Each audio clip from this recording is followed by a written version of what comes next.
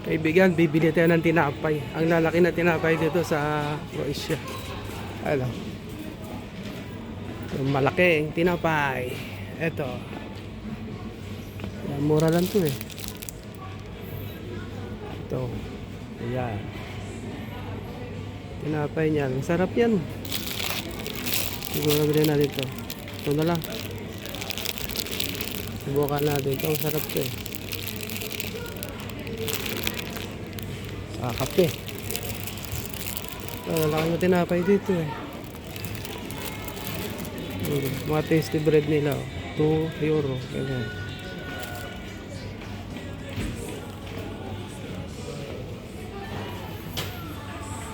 May malaki rito eh.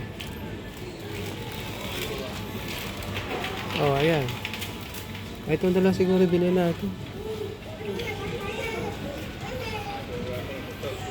Centavos. Ayan, malaki. Ito. €1.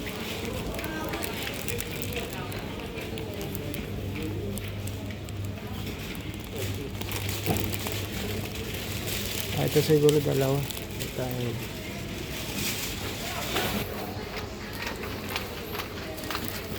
Mura ang bilihin dito.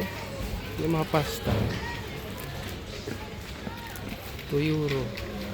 €2. Mga palaman. Mura din palaman, no? €2. €2. Mga palaman. Ayan.